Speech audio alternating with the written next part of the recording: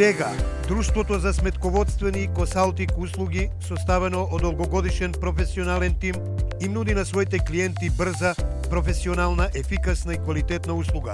Достапни 24 часа во денот, 7 дена во неделата, Вега секогаш ја дава истата квалитетна услуга по поглед на сметководствената евиденција, анализа, даночна евиденција и даночен консалтинг, планирање и проекции, изготвување на бизнис план и инвестициона програма, следење на сите програми за грантови, субвенции и финансирани проекти. Вега секогаш на ваша услуга. Почитувани гледачи, вие го гледате подкастот Глаголица на рубриката Арслито. Во рамките на нашите ексклузивни гости кои што во студио дојдоа, денес го поканивме адвокат Владимир Вангиевски. Господине Вангиевски, добро дојдовте во нашето студио. Би сакала да ве прашам пред се, слободата на говорот во Република Македонија е загарантирана со Уставот, во Обединетите нации таа е загарантирана со своите декларации со членови.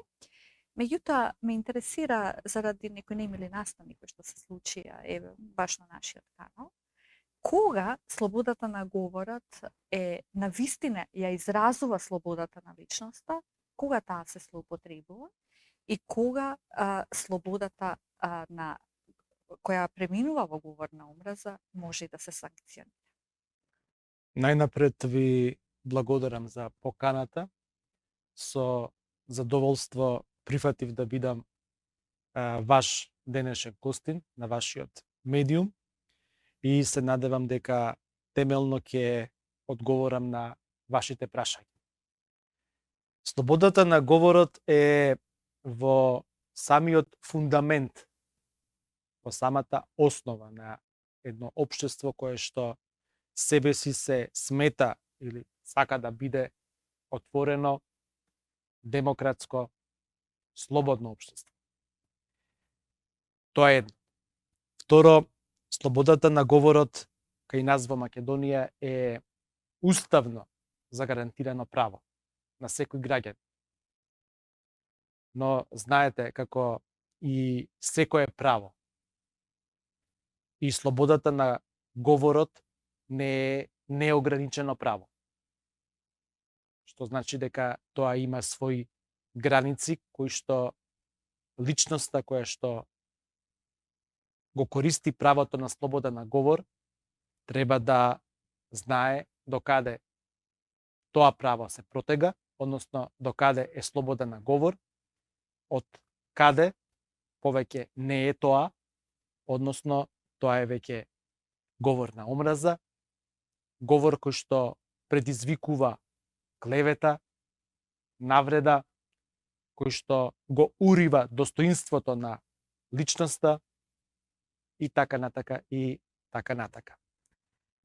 Во македонскиот устав цензурата е забранета, а цензурата е опозит, односно другата страна од слободата на јавното и слободно изразување.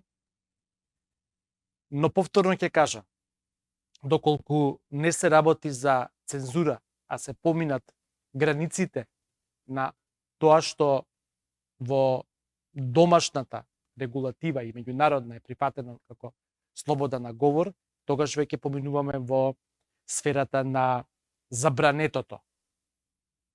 Забрането затоа што веќе тоа е говор на омраза, забрането затоа што тоа е дисквалификација на личноста, тоа е навреда, тоа е клевета и така натака и така натака. Значи, користењето, ползувањето на тоа право мора секој поединец, односно граѓанин, да биде свесен дека е право кое што точно е дека му е дозволено со уставот и со законите, но тоа право не е неограничено и не смее да посега по правата на другите личности на кои што тој говор се однесува. Доколку посегне по некое право на друга некоја личност или група, тогаш веќе не се работи за слобода на говор, туку се работи за говор кој што може да биде санкциониран со, да речеме, пресуда на соодветен надлежен суд. И мора многу да се внимава каде се тие граници на слободно изразување, а каде се границите на она што веќе ние барем во правото го нарекуваме деликтно однесување. Кои се кривичните импликации од говорот на омраза? Јас би зборувал повеќе за граѓанските, бидејќи тие се во прв ред граѓански импликации. Кога ќе го повредите нечие право на морален интегритет, на духовен интегритет, тогаш морате да бидете свесни дека ќе сносите и соодветна санкција за тоа. Во мојата пракса, адвокатска пракса, сум се соочувал со ситуации и случаи каде што сум поднесувал тужби доколку некој преку својот говор некого навреди или наклевети. На крајот на краиштата ние имаме и посебен закон, закон за граѓанска одговорност за навреда и клевета, кој што и тоа како се однесува на поставувањето на тие граници на слободно изразување, односно слободно говорење во јавната сфера.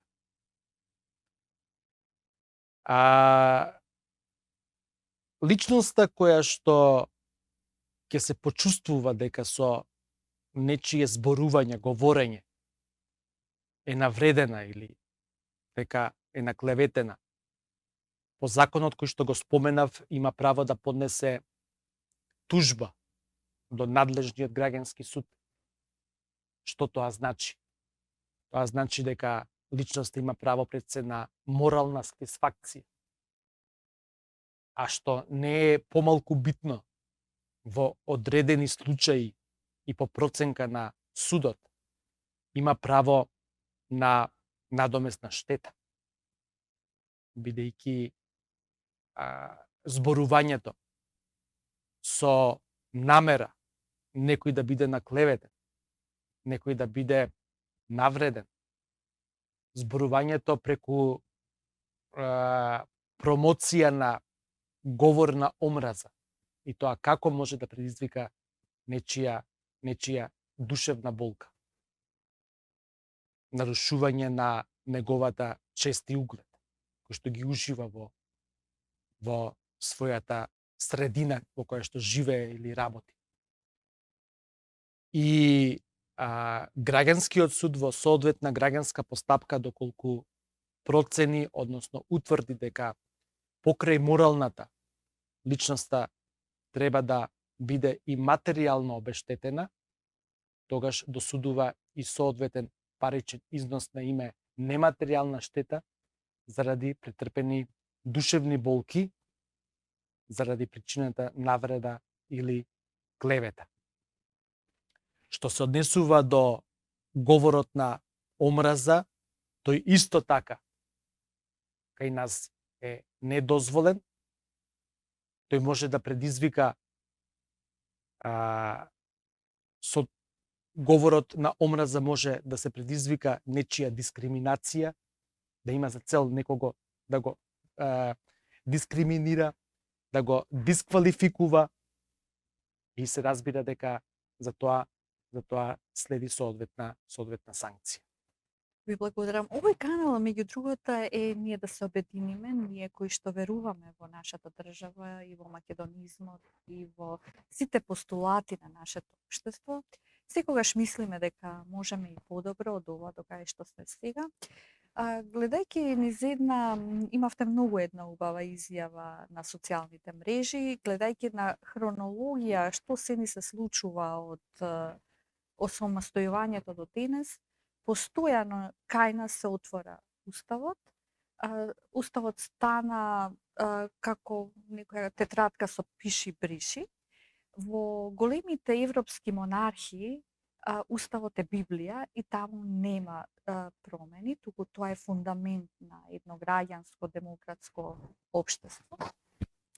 Ме интересира како вие гледате прво на постојаното отворање на Уставот, што тоа значи, дали ни се подкопува нашиот столб на постоење, затоа што столбот на државноста е Уставот, дали треба да се продолжи со оваа практика или каде се границите на отворање на Уставот за секој проблем кој што го имаме, од надвор или внатре? Па ние веќе не ни можеме да изброиме колку пати го отвораме Уставот и колку пати веќе го менуваме.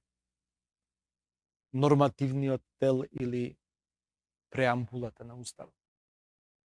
И не знам Устав во современиот свет кој што е повеќе менуван од нашиот македонскиот Устав. Тоа што е парадоксот според мене е што Уставот како фундаментален акт, како темелен акт на една држава, како основен акт на една држава, се менува заради постоење на внатрешни потреби, заради постоење на општествени потреби за негова промена. Ние Уставот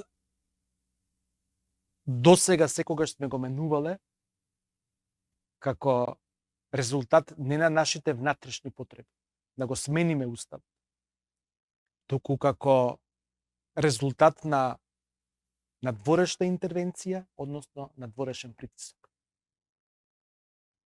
И ако добро се сеќавам и ако добро се сеќавате, така е од самиот почеток. Најпрво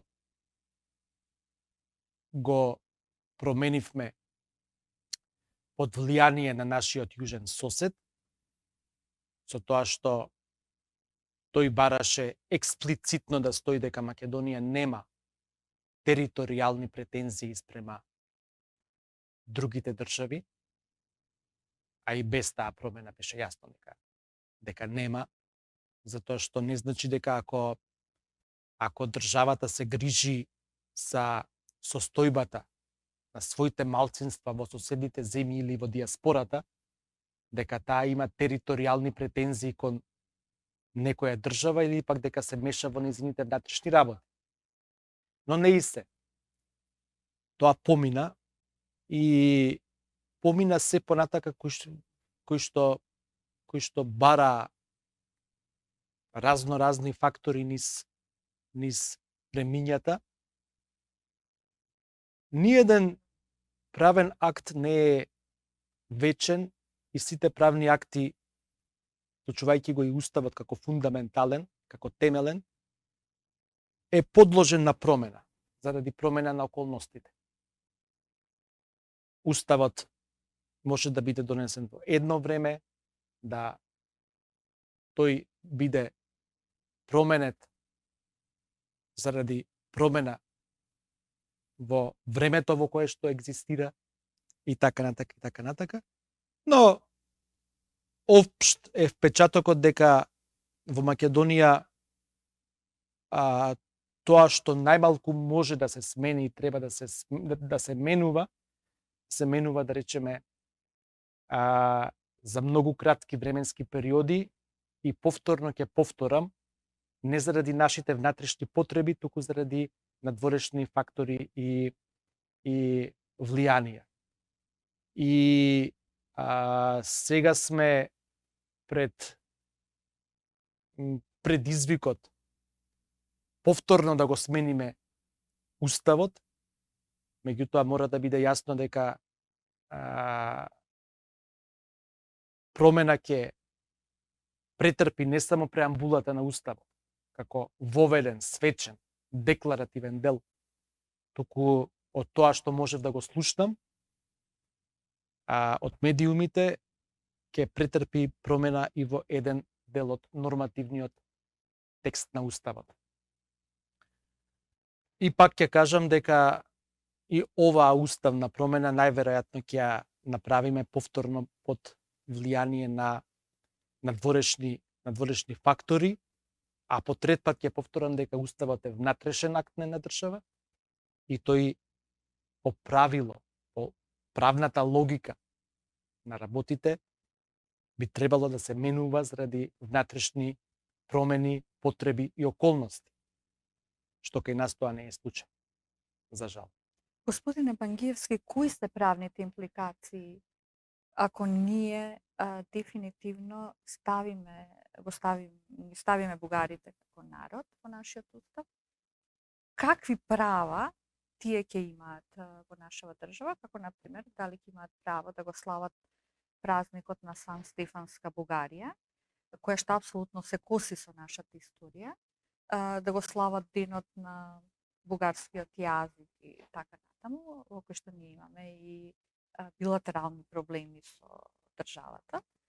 Па во таа смисла, дали не очекува еден нов рамковен договор, одреден број на бугарите да влезат во администрација, па улици да се крстат по бугарски, например цар Борис, кој што од нашето не толку далечно минато, знаеме какви биле тука неговите активности во однос на македонците и другите кои живееле на оваа територија. Да се задржиме на правните импликации, што мислите? Дали, што ќе значи тоа поведување на нов народ во уставот? Не влегувајќи на уна дека тие кои што процентот кои што ќе го воведеме во уставот се македонци со бугарски пасоши кои што декларативно се изјаснуваат дека се македонци. Никој не е исклучен од етничките групи, ниту по сегашниот текст од Уставот. Во преамбулата на Уставот, точно е тоа дека се наброени етничките групи, мнозинската, македонската, албанската, турската, влашката и така натаму и така натаму. И останатите. Значи, уставотворецот пошол од најмаркантните, најбројните, односно од мнозинската па кон другите, и оставил простор за останатите, за кои што сметал дека нема потреба да ги набројува, бидејќи ако така поидеме, тогаш преамбулата би личела на некој список, на некој попис на етнички групи кои што живеат на територијата на Македонија. И тоа е непотребно. Пред се од номотехнички аспект. Значи, правната техника, номотехниката си има свој правило. Но од изразувањето номотехничко не треба да произлегува дека некој е исклучен. Никој не е исклучен. Значи, да се надоврзам на вашето претходно прашање. И кога првпат Македонија го промени уставот, декларирајќи дека нема територијални претензии, беше непотребно, затоа што не произлегуваше дека има, дека може да има по устав. Така и сега. Македонија треба да ги внесе бугарите во уставот, а тие веќе постојат, меѓутоа не постојат со име. Тоа е факт. Како што со име не постојат ни црногорците, не постојат хрватите, бошњаците и така натака. Но јасно е дека кога се набројуваат етничките групи во преамбулата, заради јасноста во изразувањето и заради постоењето на номотехничките правила, не биле наброени сите кои што се можеби 20, 30 или можеби повеќе. Не е ни возможно да ги опатите сите. Но не треба да значи дека оние кои што не се опатени дека не постојат или дека им се скратени некакви права. Тоа е едно. Во однос на бугарите, во уставот кои што треба да ги внесеме со промена на уставот, јас мислам дека никој нема да добие ништо затоа што никој и до сега не загубил ништо. Зошто го велам ова? Не се сеќавам дека постои случај, барем пред нашите судови и други институции, каде што некој некому муускратил некакви права затоа што е бугарин. Апсолутно не. Барем јас таков случај не знам. Сега, што ќе предизвика внесувањето на бугарите во уставот од правен аспект? Дали тие нешто ќе добијат повеќе од колку што сега имаат, а се работи за бројка барем според официјалниот попис од 3500 луѓе, јас мислам дека ништо ниту ќе добијат, ниту пак останатите ќе изгубат, затоа што, како што кажав, ни до сега не се сеќавам дека постои случај кај што некоја индивидуа, граѓанин, кој што себе си се смета за етнички бугарин, повел некаква постапка пред некој надлежен орган затоа што некое негово право било загрозено, скратено, нереализирано. За таква ситуација барем јас лично не знам. Сега се поставува прашањето што со бугарските клубови. Јас сум барем човек кој што сум по природа нормативист, тоа значи за секоја ситуација го отворам законот. Ако законот дозволува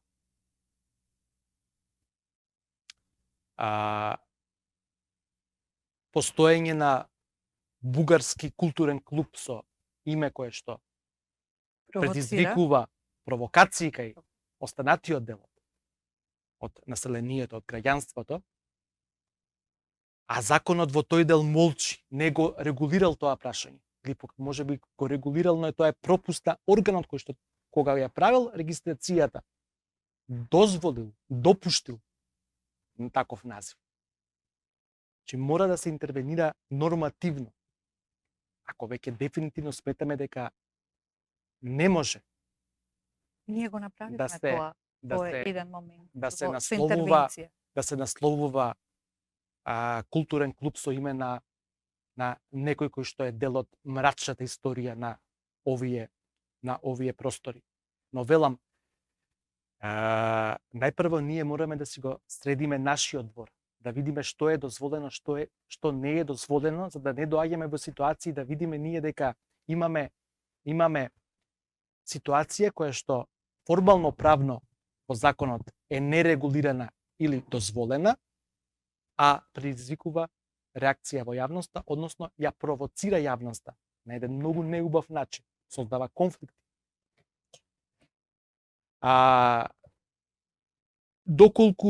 Доколку се работи за пропуст, значи некој државен службеник дозволил регистрација на таков клуб и покрај тоа што законот тоа го забранува, тогаш одговорноста, вината има име и презиме. Значи, ние мораме да се навикнеме дека одговорноста мора да биде индивидуална, а колективна е само по исклучок. Сепак ние подпишавме договори за добрососедство. Не знам што се таму стои, може би се и токму бугарските клубови во Македонија со провокативни имиња. Од една страна, од друга страна и се отвора и прашањето за учебниците и за нашите најголеми дејци кои што сега не се ставени во учебниците за 6 и 5 делимо. Меѓутоа, тоа е исто дел од, како што дознаваме, дел од договорите кои што се што дополнителен меѓународен билатерален договор потпишан. Дали значи тие меѓународни договори имаат поголема сила од ова што ни е нас уставно загарантирано? Точно е тоа дека ние немаме само проблем со преамбулата, односно нормативниот текст на уставот во однос на бугарите. Ние имаме и отворени историски прашања. Јас не сум историчар, но за мене историјата е наука. Тоа значи дека кога се занимавате со наука, во науката има едно правило на скепса, односно на сомнение, за да може истата да напредува. Што пак од друга страна значи дека не постојат дефинитивни научни вистини. А бидејќи историјата е наука, и во историјата не постојат дефинитивни, конечни научни вистини. Никој никому не може да му го одземе правото за некоја личност, настан, период, да има свое толкување, лично како историчар или официјално како држава. Но проблем е кога барате друг некој да го усвои вашето мислење, вашиот став. И ќе бидам најконкретен. Значи, јас не знам дали одредени историски личности, Тодор Александров, Ванчо Микаел, така натаму, имаат позитивна или негативна улога во даден историски момент. Можете да мислите што сакате. Но, немате право другому тоа да му го наметнувате и да велите ти мораш да го усвоиш мојот историски став за некоја личност, за некој период од историјата или за некој историски настан. Бидејќи како гледате на историјата, лично или службено, е лична работа, односно внатрешна работа на една држава. Ние сме сега во ситуација во контекст на тој конфликт да се докажуваме чие мислење е исправно за некоја историска личност, за некој историски настан или Инденското востание, или за некој историски период пред 44 година. Ако влеземе во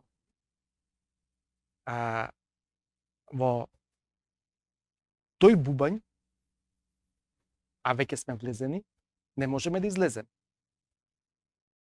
Тоа значи дека, според мене, ние погрешно го менаџираме проблемот.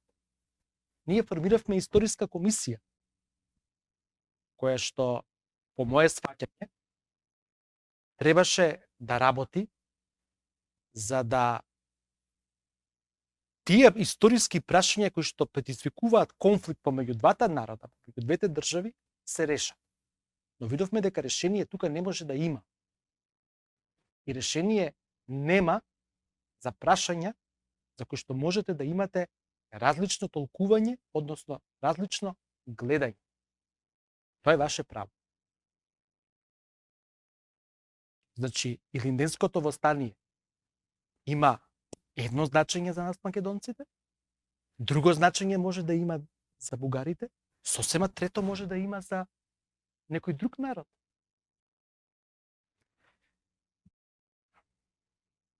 Во таа насока,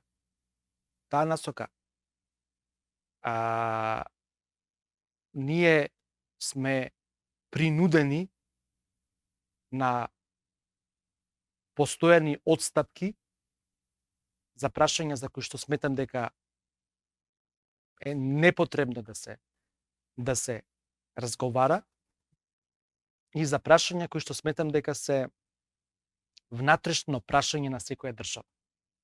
Што вие ќе внесете во уставот е внатрешно прашање. Нормално. Не можете уставно правно да дискриминирате нечии колективни права. Правото на изразување на својот јазик, на школување на својот јазик, на негување на својот фолклор, култура и така натака. Но не гледам, навистина не гледам, дека тоа се случува со било кого во Македонија, со било која етничка група, дека е на било кој начин дискриминирана, односно дека и се ускратени некои права, само затоа што не е напишана таксативно во уставот. Македонија стана, господин Евангиевски, експериментум мунди и по прашање на уставот, и по прашање на малцинствата, и по прашање на меѓународни договори кои што постојано треба да се вметнуваат во рамките на нашиот устав. Вчера представникот за Западен Балкан рече дека нашиот напредок кон европскиот пат, кон отворање на преговорите прво со Европската комисија треба оди преку отворање на уставот и внесување на бугарите во уставот. Меѓутоа, ме интересира од аспект на меѓународното право, домашно и европско, дали постои договор кој што подразбира реципроцитет. Нашето малцинство во Бугарија нема никакви права, не постои, ние се откажавме самите, повторно е вината кај нас, меѓутоа се бара од нас отворање на уставот и внесување на народ, бугарскиот народ во устав. Во меѓународната номенклатура, како постои ли начин за реципроцитет, како ние би можеле од правен аспект само, не од политиката се трпи, од правен аспект, имаме ли ние право прво да бараме нашето малцинство во Бугарија, во Пиринскиот дел на Македонија да се признае, или па да разговараме за вметнување на бугарите како малцинство, не како народ, како еден меѓународен билатерален договор со реципроцитет. Значи имаме таква позиција и ние нешто да бараме, а не постојано нас нешто да ни се наметне. Прашањето е како ние влеговме во овој проблем. Ние во овој проблем влеговме со искористувањето на правото на вето, кое што право го има Бугарија во рамките на Европската унија. И за тоа право на вето постоеја одредени барања на Бугарија кон Македонија за да таа продолжи кон европскиот пат, односно да ги отвори преговорите. И тие барања понатака дел од нив се преточија во така наречениот француски предлог за отворање на преговорите. Мојот став е секогаш еден и единствен, значи мора да се каже вистината, каква и да е, односно граѓани кои што и гласаат на крај на краиштата, мора да знаат како реално работите. Лично јас бев против францускиот предлог. И излегов и на протест против него. Бидејќи сметав дека не е добар за Македонија и дека се уште постои простор за да се избоксува некој добар предлог. Се сеќавате, имавме ние пред француски еден кој што премиерот го одби, после дојде францускиот. Во Бугарија велат дека тоа е истиот во суштина, може би малку нашминкан. Не знам, меѓутоа собранието гласаше, го усвои тој предлог. И на тој начин се отвори скрининг процесот како дел од процесот за пристапување кон Европската унија.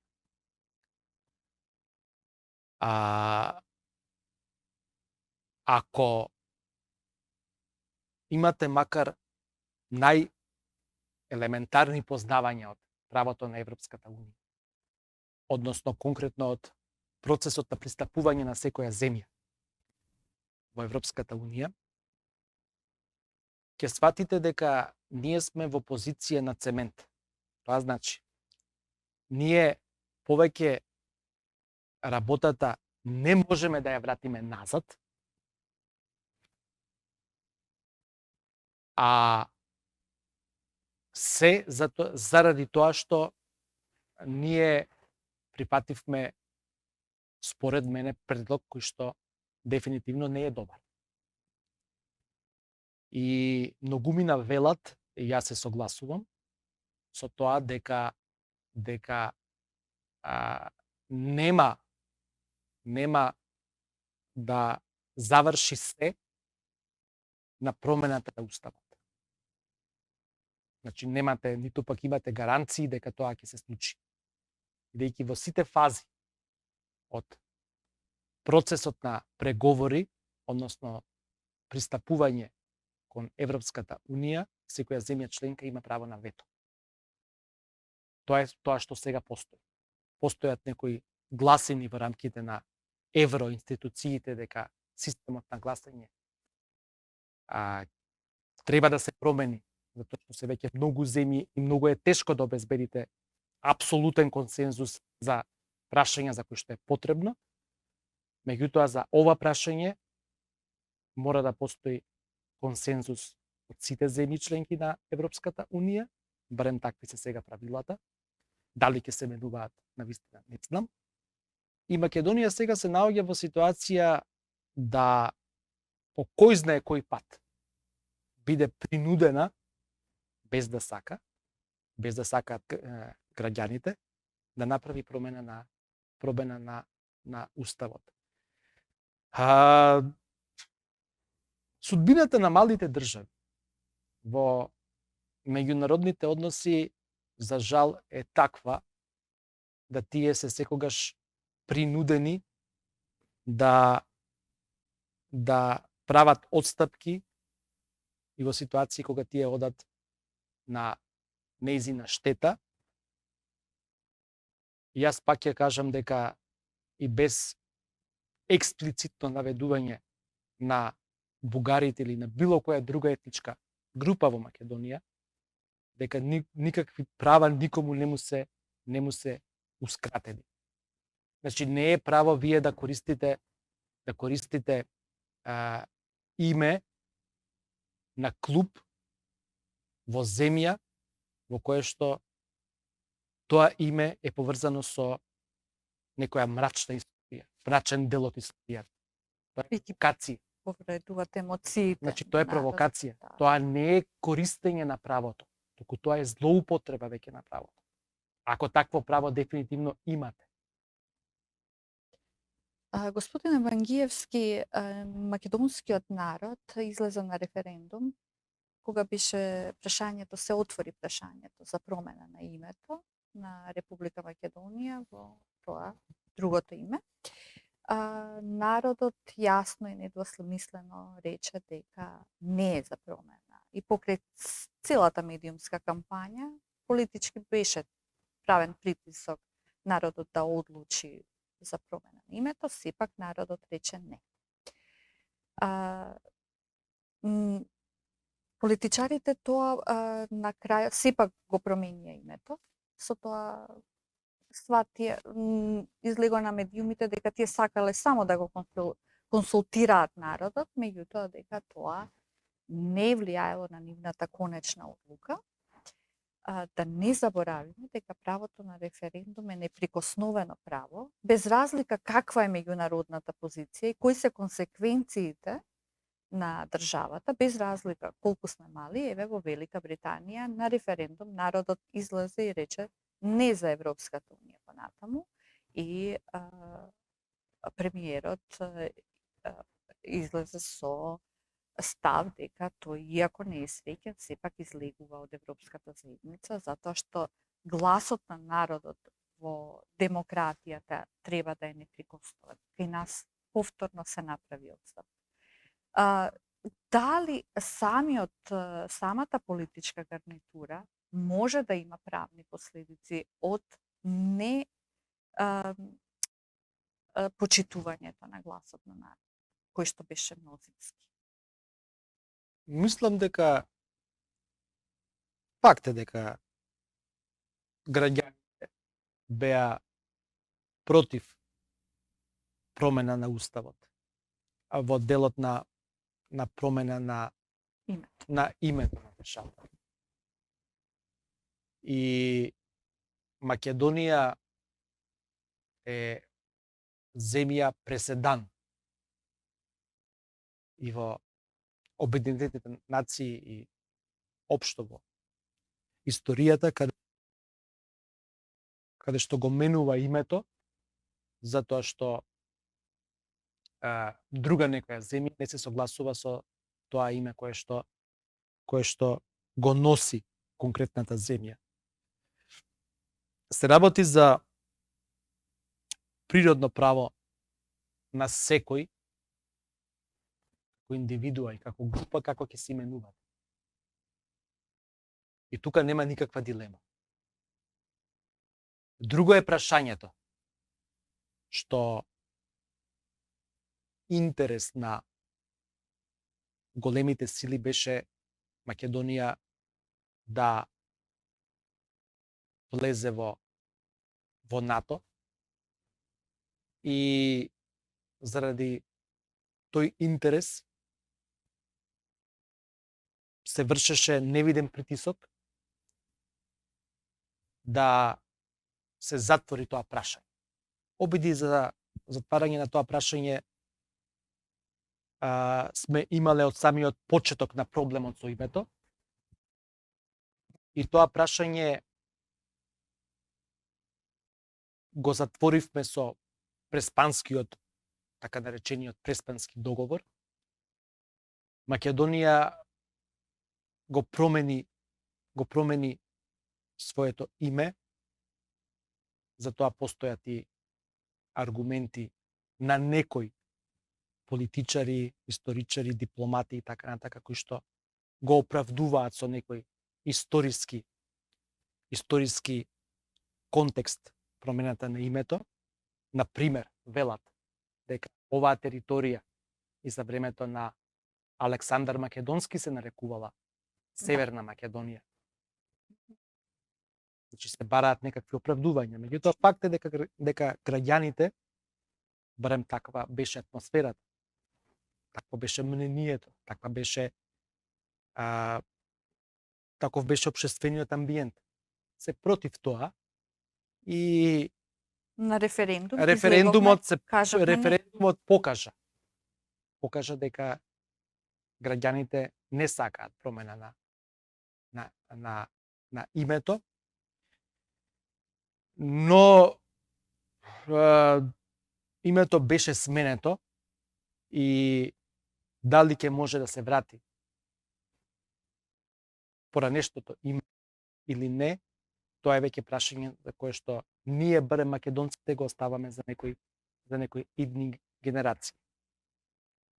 По мое мислење, во сегашниот меѓународен контекст на меѓународни политички односи, Македонија не може да си го врати своето име, барем не сега за сега. Дали понатака ќе се создадат услови историски, меѓународни, да ние си го вратиме нашето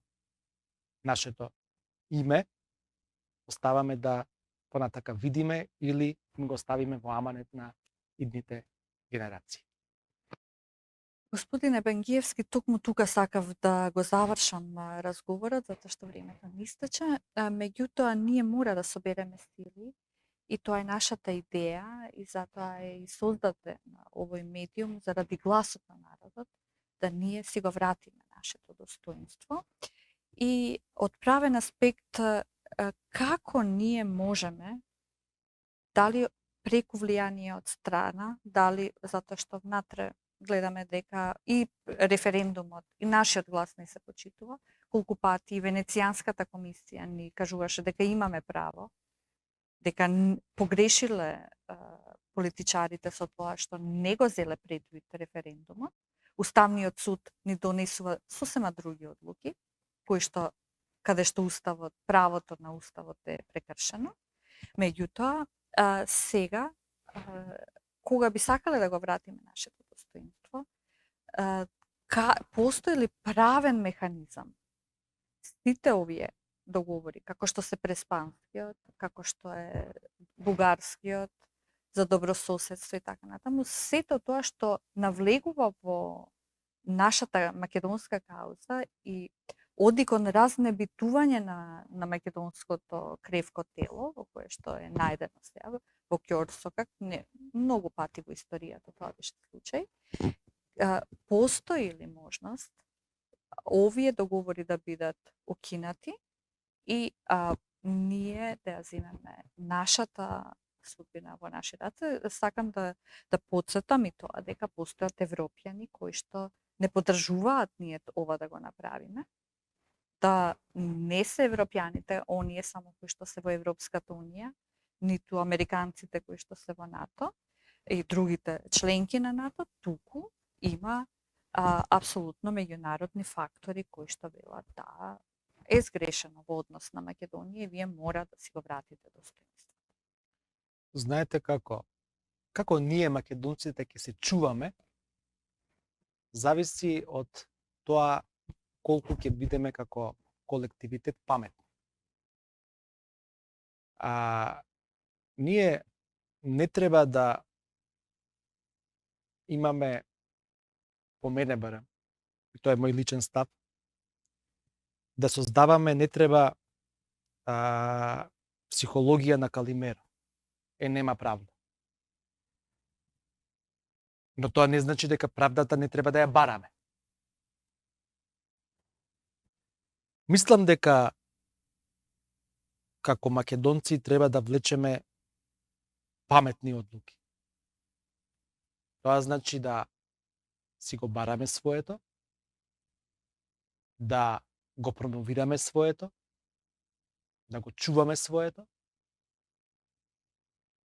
но во исто време да не направиме ништо што нашето ќе биде уништено, што нашето ќе биде нереализирано. А што ќе правиме ние како македонци, мораме да сватиме дека зависи исклучиво од нас самите. Некаде каде што треба да попуштите, некаде каде што треба да застанете на својот став, треба да застанете, но никако не смеете да дозволите да го изгубите своето достоинство како народ, како држава, и мора да поставите јасни граници, црвени линии, до каде може да се оди во тоа барање да се направат отстапки спрема некој друг, без да вие тоа го сакате. Господине Бангиевски, ви благодарам многу за овој разговор и за правните импликации на се ова објаснувањето до каде можеме, до каде не можеме. И јас верувам дека Македонија ќе најде сили, ќе се променат некои геополитички позиции, да биде достоинствена и во својот идентитет силна и да биде рамо до рамо со сите европски држави. Ви благодарам. Почитувани гледачи, тука е крајот на нашето интервју со господинот Бангиевски. Ви благодарам уште еднаш за вашите коментари и сугестии, добронамерни. Понатаму следете. Ви благодарам.